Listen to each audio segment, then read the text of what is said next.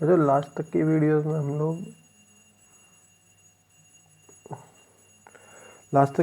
हम लोग बात कर रहे थे इंटेस्टाइनल डाइजेशन की, हम लोग बात कर रहे थे। हमारे लास्ट की 2 वीडियोस से इंटेस्टाइनल डाइजेशन चल रहा है, ठीक है ना। इसमें हमने बात की थी फैट मॉलिक्यूल्स के ऊपर। हमने जो फैट मॉलिक्यूल था वो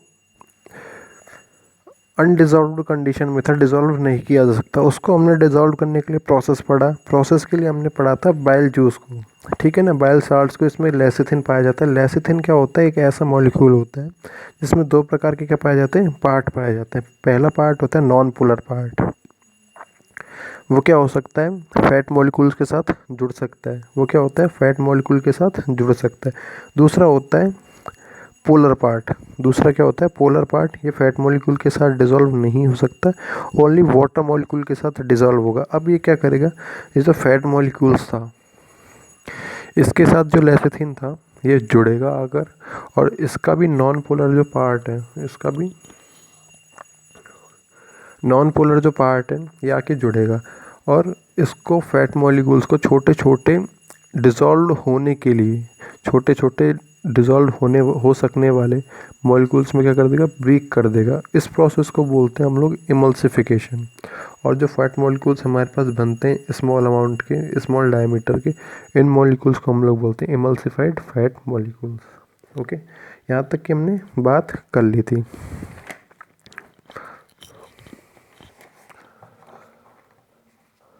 यहाँ तक कि हमने बात कर ली थी। फिर बात आई इंटेस्टाइनल जूस के अंदर, इंटेस्टाइनल डाइजेशन के अंदर ही एक प्रोडक्ट और होता है पैनक्रियाटिक जूस, जिसका फॉर्मेशन होता है पैनक्रियास के अंदर। पैनक्रियास ग्लैंड जो होती है, डाइजेस्टिव ग्लैंड होती है, उसके अंदर, ठीक है ना। इसमें क्या पाए जाते हैं? प्रोटीन को डाइजेस्ट करने के लिए एंजाइम्स पाए जाते हैं। प्रोटीन को डाइजेस्ट करने के लिए एंजाइम पाए जाते हैं, ठीक है ना।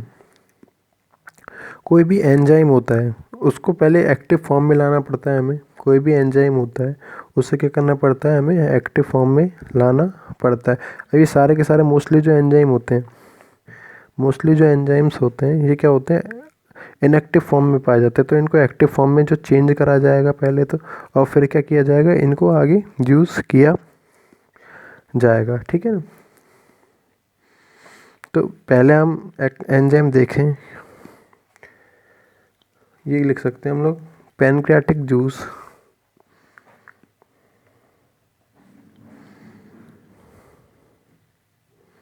Pancreatic juice has protein digestive enzymes, ठीक है ना। तो प्रोटीन डाइजेस्टिव एंजाइम्स में पहला होता है, फर्स्ट यदि बात की जाए तो ट्रिप्सिनोजन की।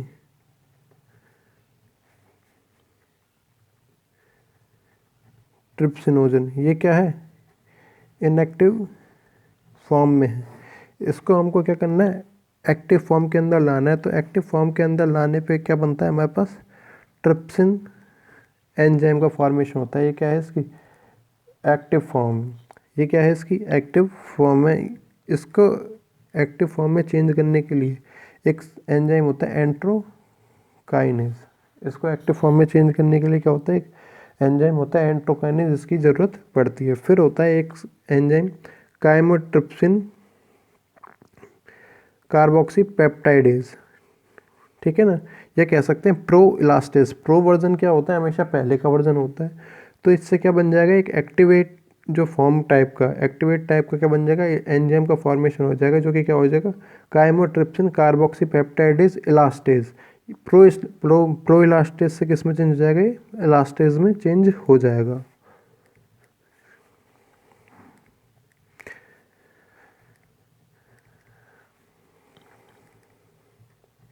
Chymotrypsinogen pro carboxy peptidase, carboxy peptidase pro elastase, pro elastase. ये क्या है? इनएक्टिवेट एंजाइम है, ठीक है ना। इस पे ये जो ट्रिप्सिन एंजाइम है यहाँ पे क्या आएगा? काम करेगा। यहाँ पे क्या करेगा? ये जो ट्रिप्सिन एंजाइम ऊपर बना था हमारे पास ट्रिप्सिनोजन से, ट्रिप्सिन यहाँ पे काम करेगा। और यहाँ पे ट्रिप्सिन एंजाइम प्रो इलास्टेज को किस में चेंज कर देगा, इलास्टेज में, काइमोट्रिप्सिन कार्बोक्सी पेप्टाइडेज इलास्टेज में चेंज कर देगा, काइमोट्रिप्सिन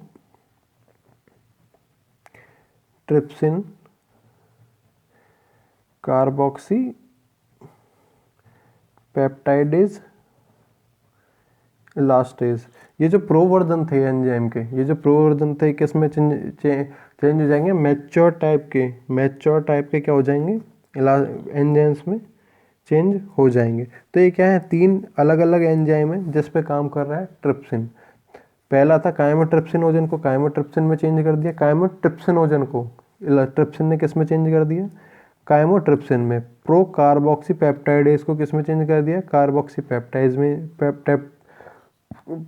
में चेंज कर दिया। प्रो इलास्टेज को इलास्टेज में चेंज कर दिया है, ठीक है ना। फिर ये जो वाले एंजाइम है किस फॉर्म में, एक्टिव फॉर्म में पाए जाएंगे। अब ये वाला जो एंजाइम हमारे पास बन के आए, जैसे कि हमने बात किया ट्रिप्सिन की, काइमोट्रिप्सिन की, ये किसको, प्रोटियोजेज पेप्टोन को और पॉलीपेप्टाइड को क्या कर देंगे, छोटे प्रोटीन के मॉलिक्यूल्स में, स्मॉल पॉलीपेप्टाइड की चेन्स में तोड़ देंगे। यहाँ लिख सकते हैं हम प्रोटीज। ये क्या होता है, large amount of protein, large molecules of protein, इनको बोलते हैं हम लोग प्रोटीज, पेप्टोन और पॉलीपेप्टाइड। पॉली का मतलब आपको ही पता होता है, मैनी होता है पॉलीपेप्टाइड। इस पे कौन से एंजाइम काम करेंगे आपके, ये वाले मोस्टली काम करता है ट्रिप्सिन और काइमोट्रिप्सिन।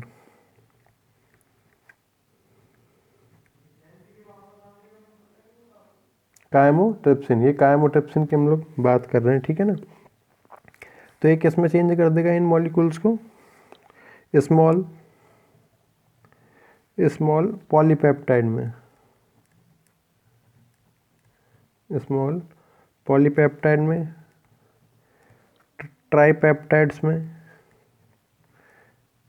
एंड डाईपेप्टाइड्स में। स्मॉल पॉलीपेप्टाइड प्रोटीओजेस को किस में चेंज कर दिया, स्मॉल, जो प्रोटीओजेस क्या था हमारा, था लार्ज मॉलिक्यूल्स ऑफ प्रोटीन्स थे, उनको स्मॉल पॉलीपेप्टाइड में चेंज कर दिया। जो पेप्टोन था उसको ट्राईपेप्टाइड, जिसमें 3 प्रोटीन के मॉलिक्यूल जुड़े हुए हैं, और जो पॉलीपेप्टाइड थे इसको डाईपेप्टाइड में, इसमें 2 पेप्टाइड के बॉन्ड मॉलिक्यूल जुड़े हुए हों, इस कंडीशन में बदल दिया। फिर जो स्मॉल पॉलीपेप्टाइड है इसको आगे ब्रेक किया जा सकता है और किस में चेंज किया जा सकता है, अमीनो एसिड्स में।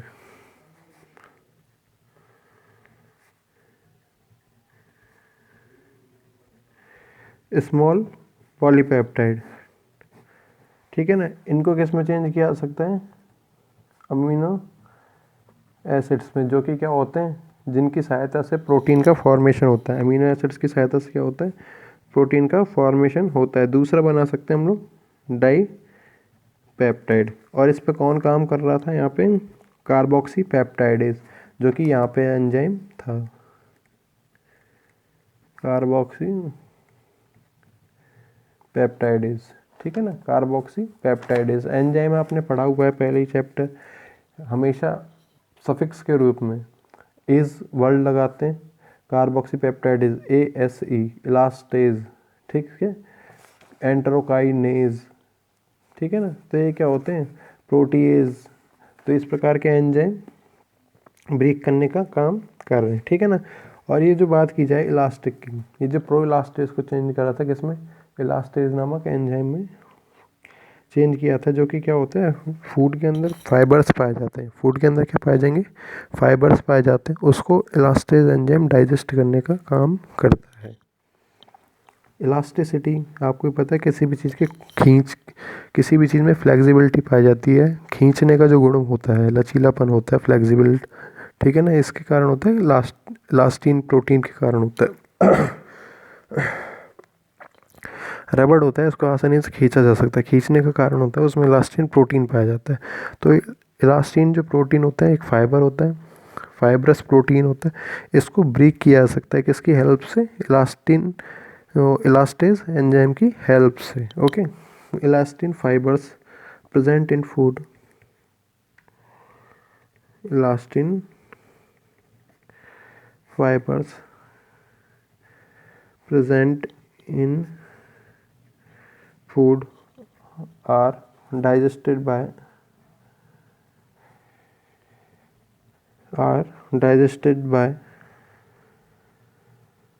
elastase are digested by elastase की सहायता से क्या किया सकते हैं, इनको डाइजेस्ट किया जा सकता था। फिर बात की जाए यदि स्टार्च की, जो कि क्या है, एक पॉलीसैकेराइड मॉलिक्यूल है, ग्लाइकोजन की और कोई भी अदर कार्बोहाइड्रेट की, जो कि क्या हो, पॉलीसैकेराइड मॉलिक्यूल हो। ठीक है, स्टार्च, ग्लाइकोजन हो गया, सेलुलोज वगैरह हो गया। मोस्टली सेलुलोज ह्यूमन बीइंग में काम नहीं आता है। अगर एनिमल की हम लोग बात करते हैं तो सेलुलोज भी वहाँ काम करता है। अब इनको डिसॉल्व करने के लिए, इनको ब्रेक करने के लिए हम लोग पैनक्रियाटिक जूस में एंजाइम पाया जाता है, पैनक्रियाटिक एमाइलेज एंजाइम। इन सबको, स्टार्च को, ग्लाइकोजन को इसमें चेंज कर देता है माल्टोज में, जो कि क्या है, डाइसैकेराइड टाइप की शुगर है। डाइसैकेराइड में और ओलिगोसैकेराइड्स में चेंज कर देता है। Starch,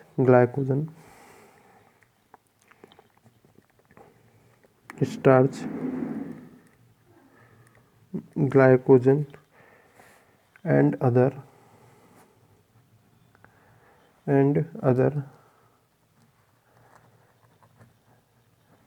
carbohydrate molecules are hydrolyzed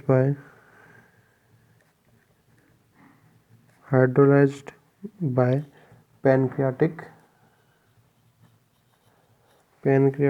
amylase and are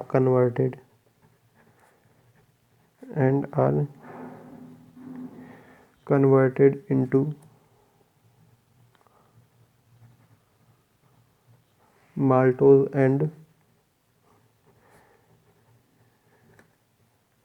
oligosaccharides।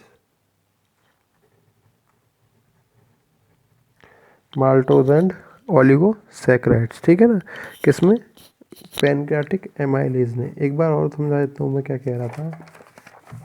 हमने इस रिएक्शन को इस प्रकार से लिखा है, यहाँ पे हमने ले लिया कोई भी स्टार्च मॉलिक्यूल्स, ग्लाइकोजन मॉलिक्यूल, ठीक है ना, इसको हमने चेंज कर दिया किसमें, माल्टोज में, या कह सकते हैं कोई भी ओलिगो सैकराइड शुगर में। ओलिगो का मतलब होता है 2, ये क्या है, पॉली सैकराइड्स, जो कि कार्बोहाइड्रेट के लार्ज मॉलिक्यूल्स होते हैं। इनको किसने ब्रेक किया है, पैनक्रियाटिक जूस में एक एंजाइम पाया जाता है और वो एंजाइम होता है एमाइलेज, पैनक्रियाटिक एमाइलेज। ठीक है ना, पैनक्रियाटिक एमाइलेज ने क्या कर दिया, इनको ब्रेक कर दिया है, किसमें, माल्टोज में और ओलिगोसैकराइड्स में।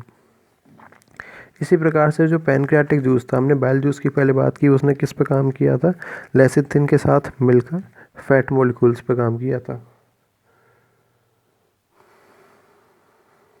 फैट मॉलिक्यूल्स के ऊपर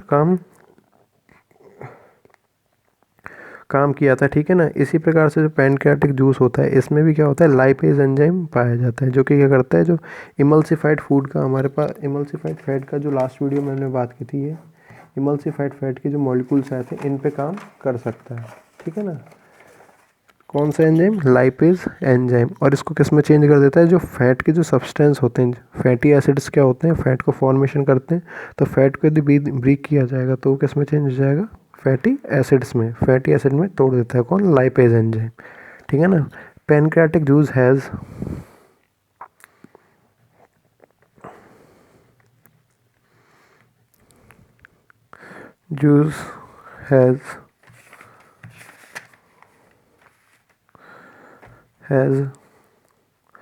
lipase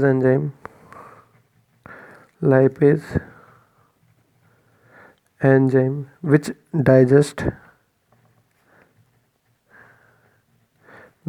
digest all emulsified fat molecules, all emulsified fat molecules, ठीक है ना। हम यहाँ लिख सकते हैं emulsified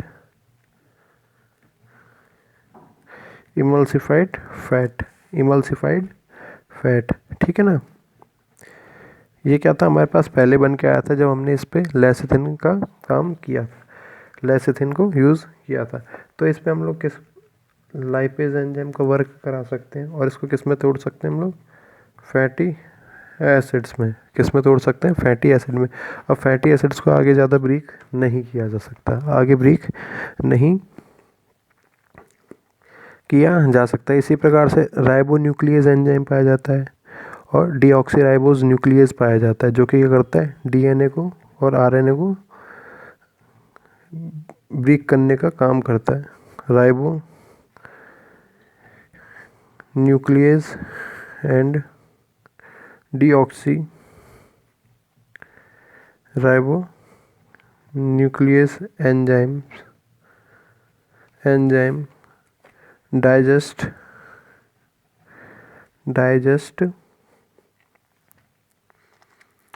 आरएनए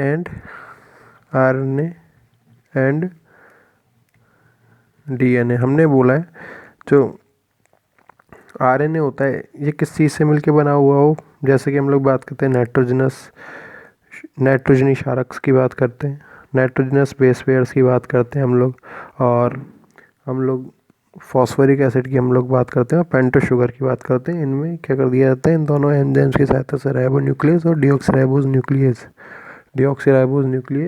क्या कर देता है, इनको आरएनए और डीएनए को ब्रेक कर देता है। बाकी हम लोग देखेंगे नेक्स्ट सेल में। Thank you.